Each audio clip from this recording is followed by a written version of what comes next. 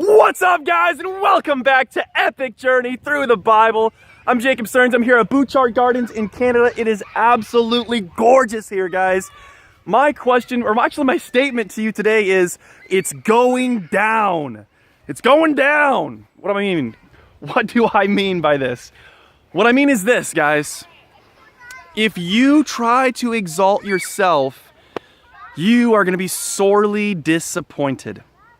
Jesus tells a story about people being invited to a wedding feast. He says, if you're ever invited to a wedding feast, don't go and try to take the seat of honor.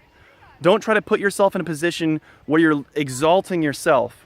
Because what might end up happening is that whoever invited you to the feast and the master of the feast may come up to you and say, excuse me there, sir, excuse me, ma'am, there's somebody else who's a little bit more of a prestigious guest, and we'd like them to take that seat. So if you could please take this more lowly seat, that would be marvelous. And so he's basically saying this: don't put yourself in a position to where others are going to have to awkwardly cut you down and bring you down to where you should be at, but instead sit in the lowly seat.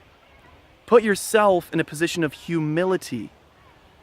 And then, if necessary, they can come to you and they can raise you up and lift you up and say, oh, why are you sitting here in this seat? We'd like to put you a little closer to the groom, a little closer to the bride. We'd like to put you in a position of honor.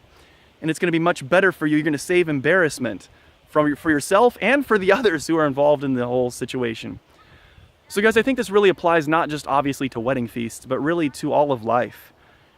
We have this natural tendency to try to puff ourselves up, make ourselves look good, and put ourselves in a position where we are really catering to our pride.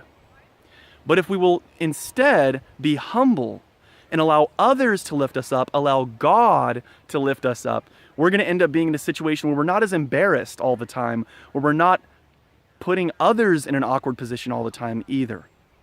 And that's what Jesus did when he was here on this earth. In fact, you guys probably know the story where he's there with the disciples in the upper room, and he actually kneels down like a servant and washes their disgusting, gross, smelly, sweaty, dirty feet.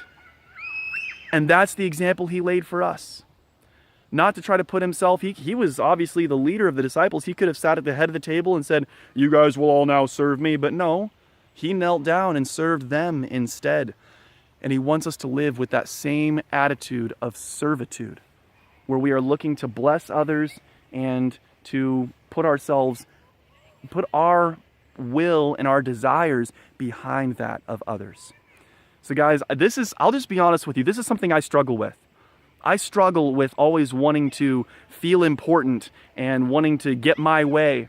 And I think God can speak to me through this worship thought, just like he can speak to you or any of us, just to remind us, look, that's not the way to do it. That's going to end up leaving you embarrassed at the end. Instead, put others first. And if necessary, they can always lift you up and God can lift you up when the time comes. So guys, let's do that instead. Let's be humble. Let's be humble. Comment below and tell me one example of one way, be specific, one way that we can be humble in life and that God may choose to then lift us up. But one example, anything, could be anything, in any realm of life, could be at school, at work, wherever, at home. But one way we can be humble and then how God can lift us up.